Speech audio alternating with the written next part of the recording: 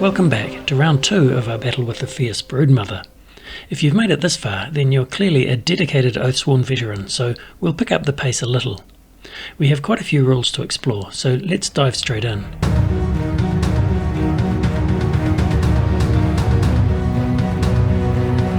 Starting with the refresh phase, I'll remove this coloured cube from the priest's blessing ability. That was just a reminder that he'd used that ability in the last round. Of course, everyone regenerates animus according to their regen attribute.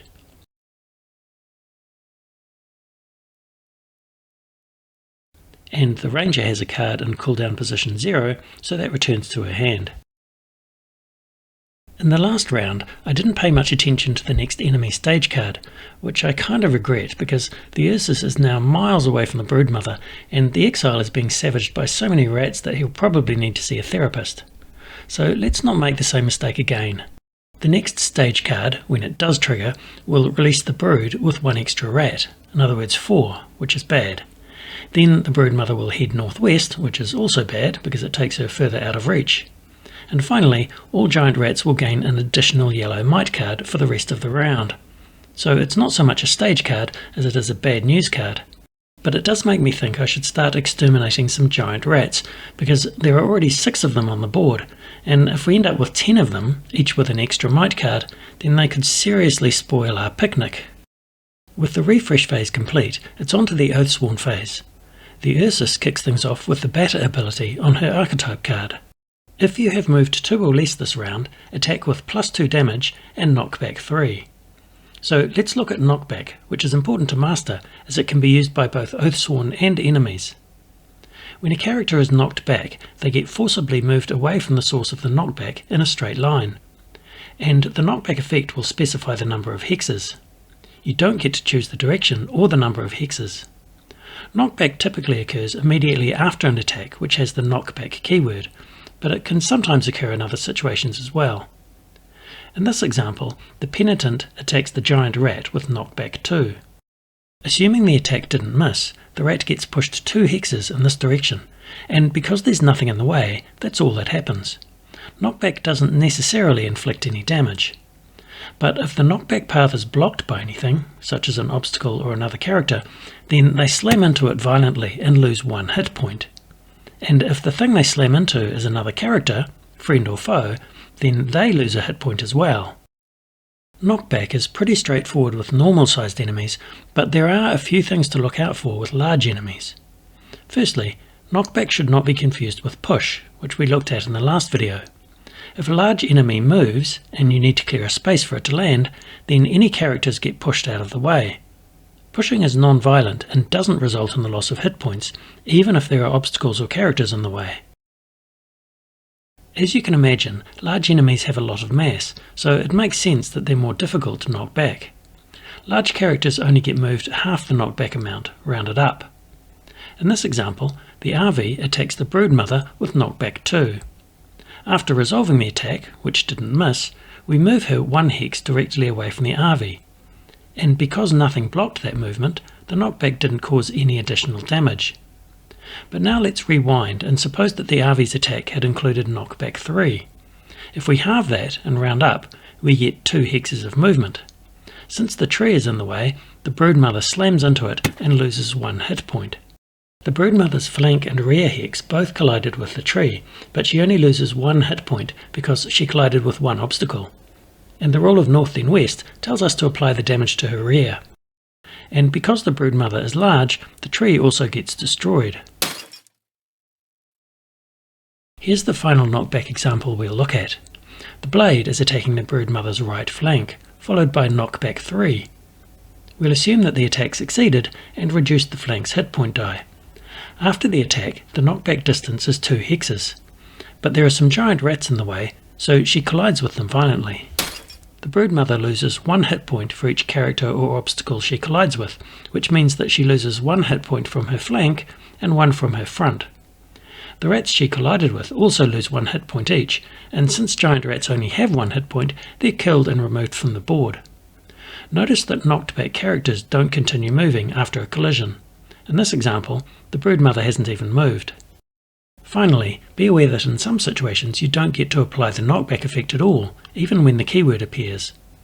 One example is if your attack misses. Another example is when you remove a hit point die from a large enemy. That will cause your attack to be interrupted, and you don't get to apply the knockback. It's easy to forget that rule, so we'll come back to it later. But for now, let's get back to our game.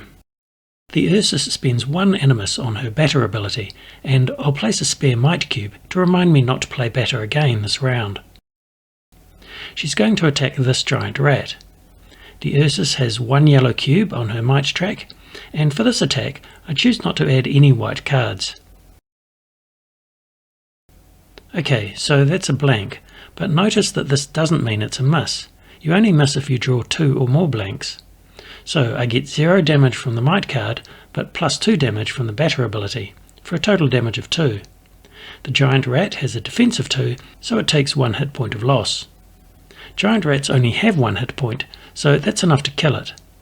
But we're not finished yet, because the attack also has the knockback effect, and knockback applies even if the character is killed by the attack. So the rat's corpse is flung 3 hexes to the southwest, sending one of his brothers directly to rat heaven. And with that, the warbear's turn is over. The ranger decides to go next. She's going to be a complete show-off and play her Multishot ability card, which releases a volley of arrows against up to 3 enemies. A manoeuvre which would impress even legalists, though for copyright reasons, this segment of video is a figment of your imagination. Anyway, the card says, you may only play this ability if there are no enemies adjacent to you. Check. Perform an attack. The attack targets up to 3 enemies in your front arc. Attack once and apply to all targets. Ignore the highest value card unless all your targets are adjacent to at least one of the other targets. The card refers to the ranger's front arc, and there's a diagram in the rulebook showing you which hexes are in each arc.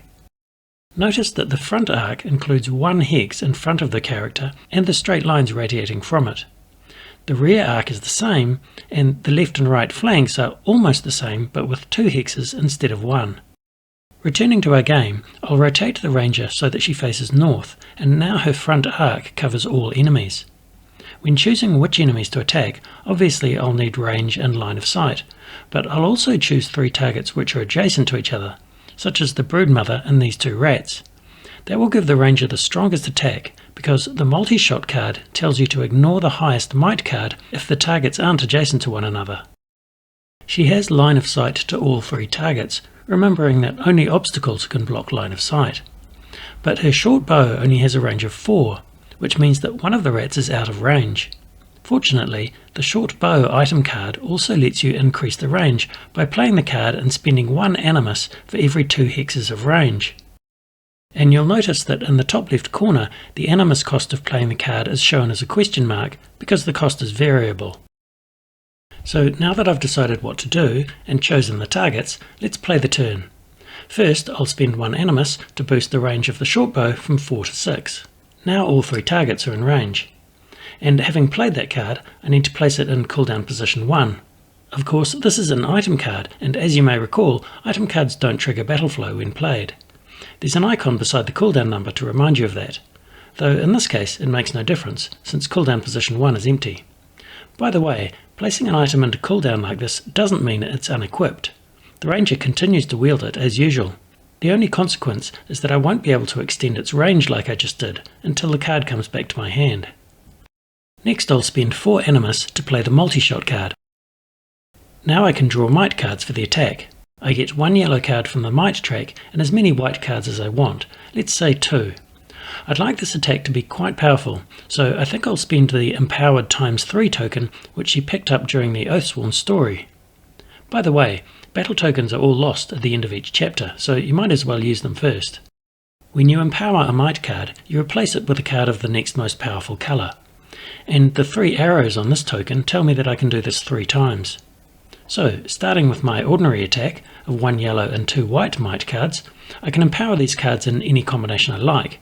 For example, I could empower a white card 3 times, making it black. But instead, I think I'll empower each of the cards once, so the yellow card becomes red and the white cards become yellow. Having decided how to empower the might cards, I'll draw them, but just for a change I'll try using the might dice instead.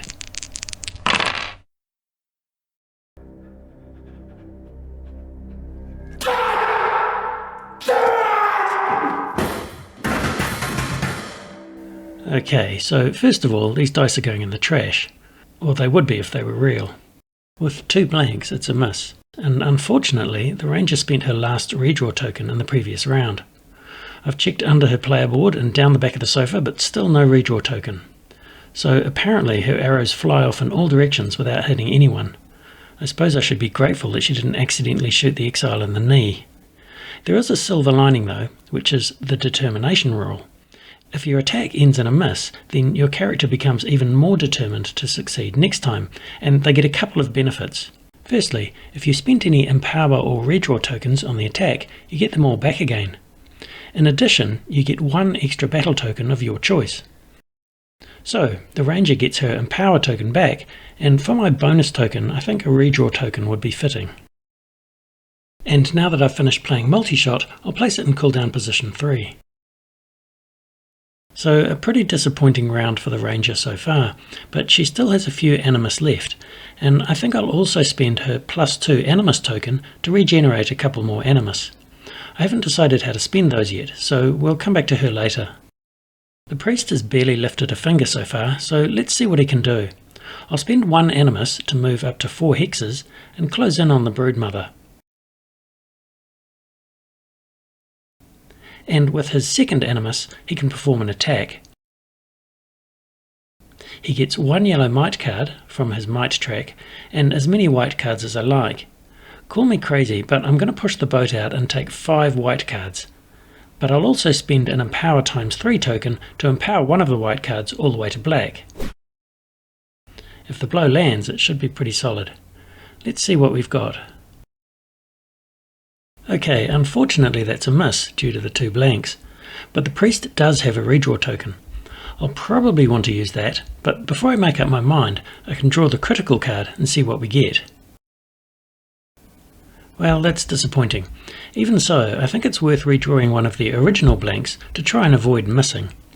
Fingers crossed that we don't get another blank, because this is his only redraw token. Yes! That means the attack is no longer a miss. Remember that the yellow blank doesn't count towards a miss because it was drawn from a critical. So the total damage is 10, but I can make it even better. The priest is equipped with a Great Maw, which has this effect described at the bottom. When you critical during an attack that hits, add 2 damage and 2 knockback to the attack. So we have the option of playing that card now, and I think I will. It's important to remember that whenever you use an ability or effect written at the bottom of an item card, you also have to play the card. It's not a passive ability, which you can use whenever you like. As we saw a moment ago, whenever a full character plays an item card, they pay the animus cost in the top left corner, then place the card in the appropriate cooldown position. But the priest is a companion, not a full character, so neither of those make sense. Companions don't have cooldown positions, and they only have 2 animus, so any animus cost intended for a full character will never apply to a companion. Instead, companions get to play their item cards without spending any animus, and they ignore the cooldown number. But they can only play each item once per encounter, so we turn the card face down to indicate that it's been played. Of course, the item is still equipped, and you can still benefit from any passive bonuses, such as a might cube, defense bonus, or weapon range, but when it's face down like this, you can't use the effect written at the very bottom of the card. So I'll play the priest's Great Maul card, which gives us +2 damage, taking the total damage up to a whopping 12. Divided by the broodmother's defense of 2 means 6 hit points of loss, and that comes off the left flank, which the priest is adjacent to. Obviously this reduces that hit point die to 0, so we remove it from the encounter board. This is called breaking our location, and quite a few things happen, so you may want to consult the rulebook in your first game to make sure you don't miss anything. Firstly, if your attack reduces the hit point die to below 0, the extra hit points have no effect. In general, you only get to attack 1 die at a time. Secondly, you may recall that the attack had knockback too, thanks to playing the Great Maul card. Unfortunately, when you break a location like this, the enemy's response is so swift that you lose any effects which come after the attack, such as knockback or bleed or anything else described on the card you played. Next we need to check whether the stage deck advances to the next stage.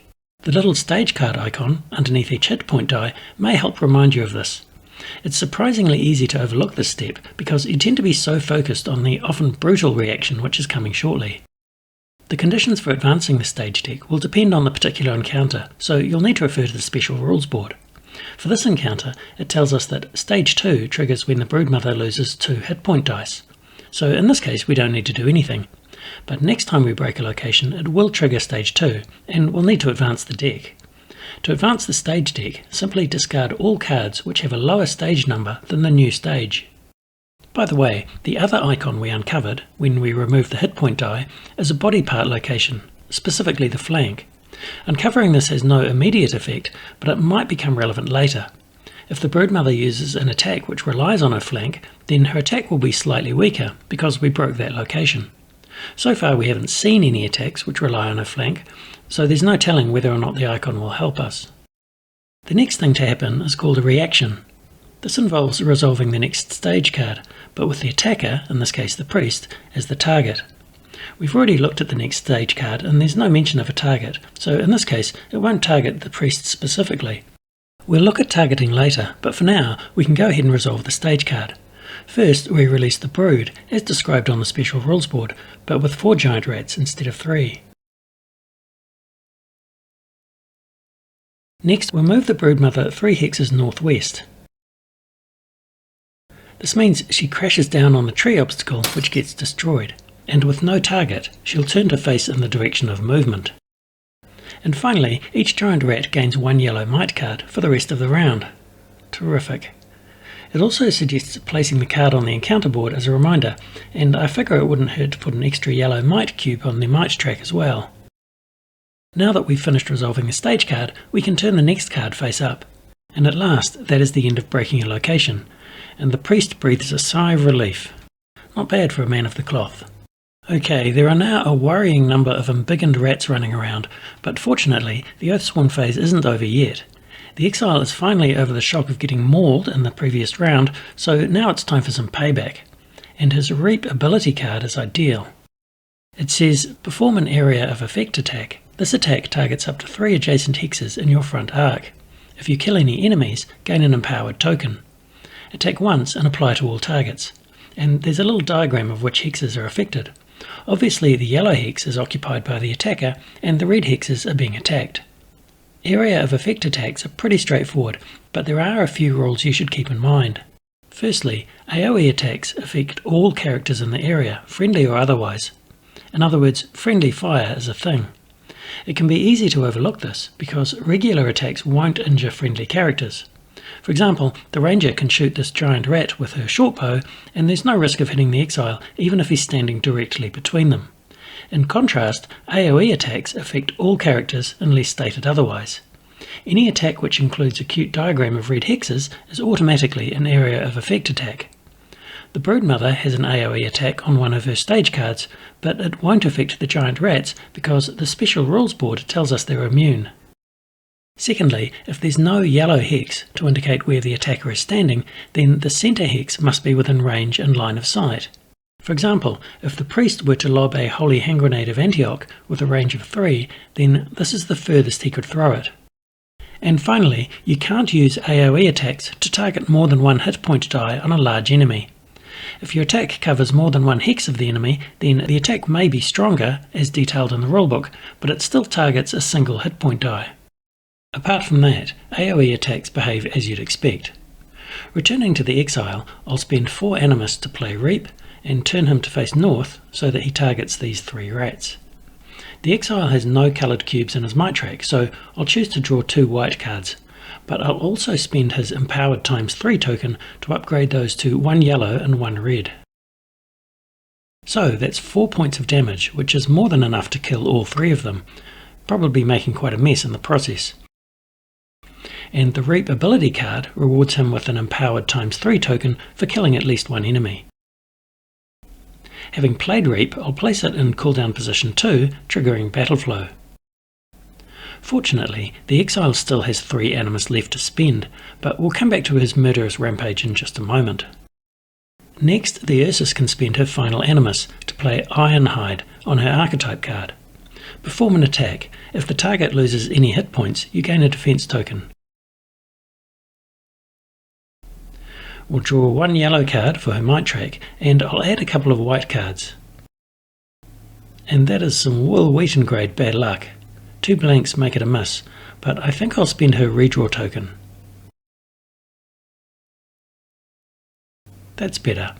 3 points of damage means 1 hit point of loss for the rat, which is enough to kill it. And the Ironhide ability gives her a defense token. Let's return to the priest for a moment. He's already been a bit of a hero, closing in on the broodmother and breaking her left flank. So he spent both his animus gems, and you might think there's nothing else he can do during this Oathsworn phase. But let's take a closer look at how companions use battle tokens. As far as possible, companions use battle tokens in exactly the same way as full characters do. Companions can gain any type of battle token, and we've already seen companions spending battle tokens, like redraw and empowered ×3, just like full characters do. But there are a couple of battle tokens which don't make much sense for companions, so they have to spend them a bit differently. The first and most obvious is the battle flow token. Full characters spend these tokens to battle flow all the cards in one cooldown position. Obviously companions don't use battle flow or cooldown positions. The other battle token, which doesn't make sense for companions, is the +2 animus token. We've seen how a full character can spend this token to regenerate a couple of animus gems, but that would be hopelessly overpowered if a companion used it in the same way. As I mentioned earlier, animus values throughout the game are applicable either to full characters or to companions, but never both. I like to think of animus tokens as representing 2 separate currencies. So, if the companions can't use these 2 battle tokens in the usual way, they'll need an alternative, and you'll find it on page 9 of the Encounter rulebook. Companions can spend either of these tokens to perform one of the actions shown here.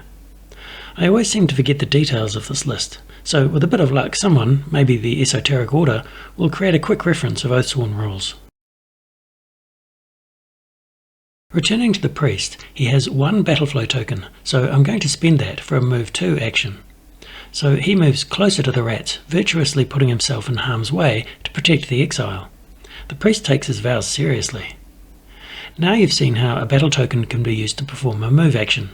Obviously it's only companions who can do this, and only with the 2 tokens they couldn't otherwise use. The exile, bewildered by the selflessness of the priest, continues his rampage by attempting to slay another giant rat. But with no adjacent enemies and only 3 animus remaining, the situation looks hopeless.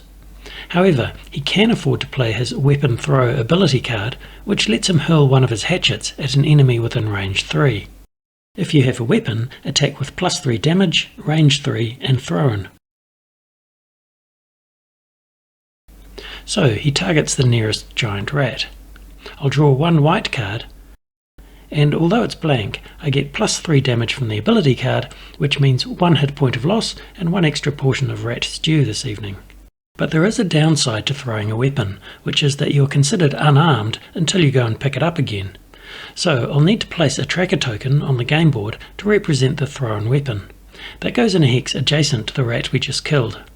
Fortunately, it's not far away, and the exile will be able to pick it up by moving onto that space. Though not this round, since he's run out of animus. It's not only weapons which can be thrown. Sometimes you can throw shields, armor, or other items. No matter what you throw, you lose all the item's benefits until you pick it up again. This includes any coloured might cubes, defense bonuses, and anything else described on the card. It's as if the item were temporarily unequipped. And there's an additional penalty which applies specifically to weapons. Whenever you throw a weapon, all your weapons are considered to be thrown. As you may recall, the exile has 2 hatchets, 1 for each hand, but now that he's unarmed, he can't use either of those cards until he picks up that tracker token. Now that I've finished playing weapon throw, I'll place it in cooldown position 1. The Oathsworn phase is almost over, but the ranger wants to try and salvage a little dignity after spraying arrows across the battlefield without actually hitting anything. She has 4 animus, but she's quite far from the action, so I'll play Quick Shot for its move 2 ability, which only costs 1 animus.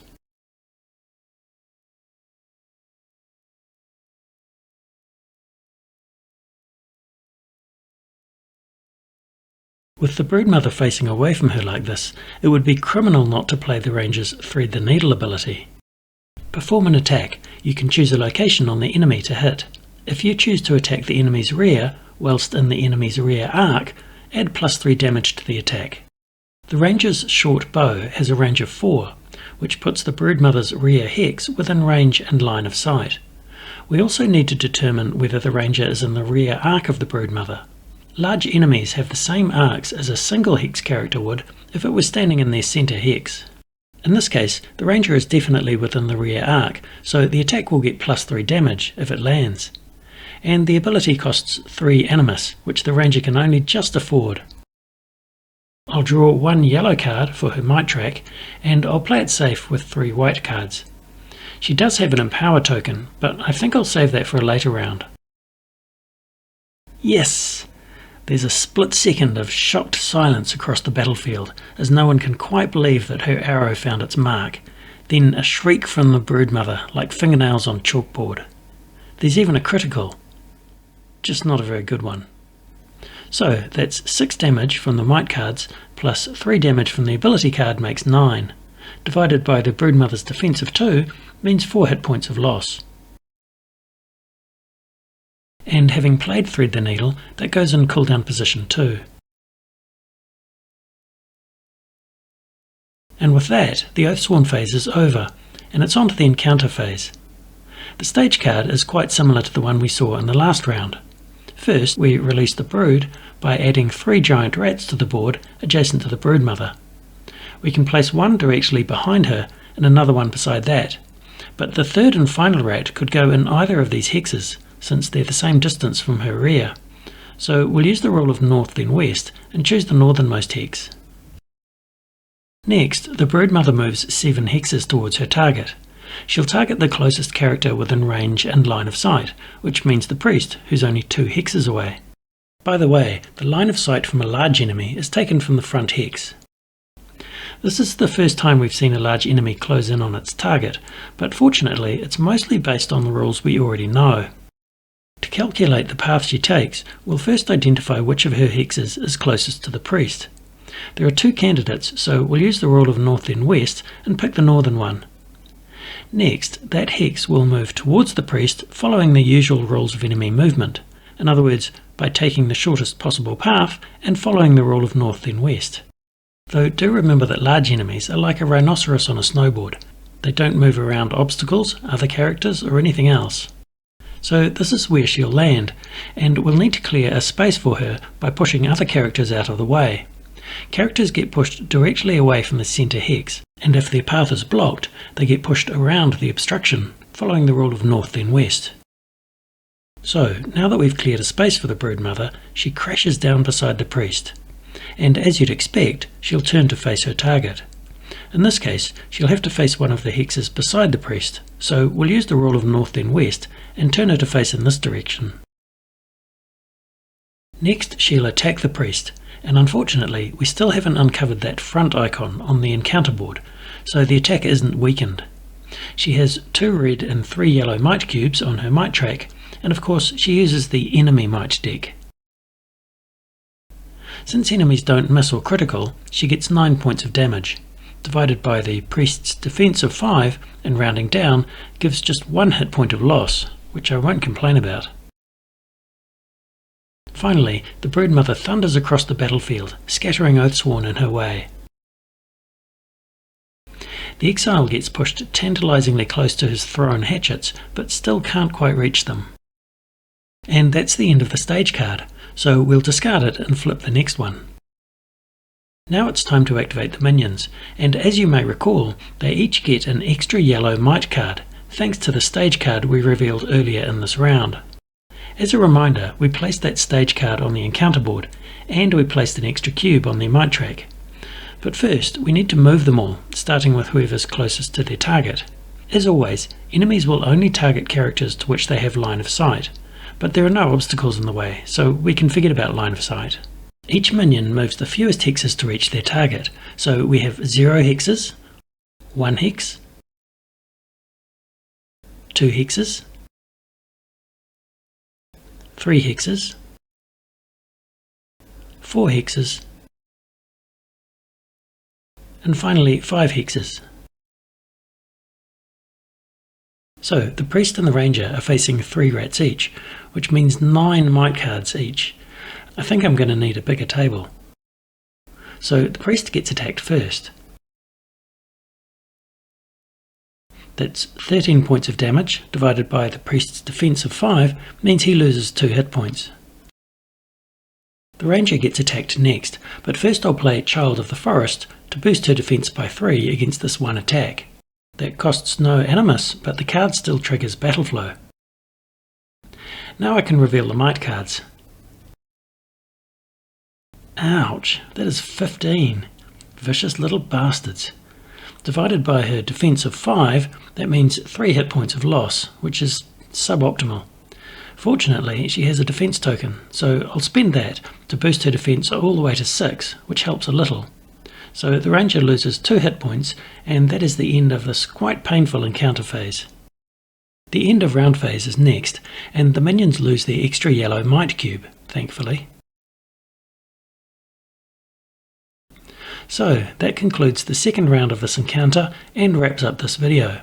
The next video is the final in the series, and it's a short one because we're going to skip ahead to the end of the encounter. We'll look at the various rewards and penalties you get for completing an encounter, as well as a quick introduction to injuries, fire and water tiles, and more.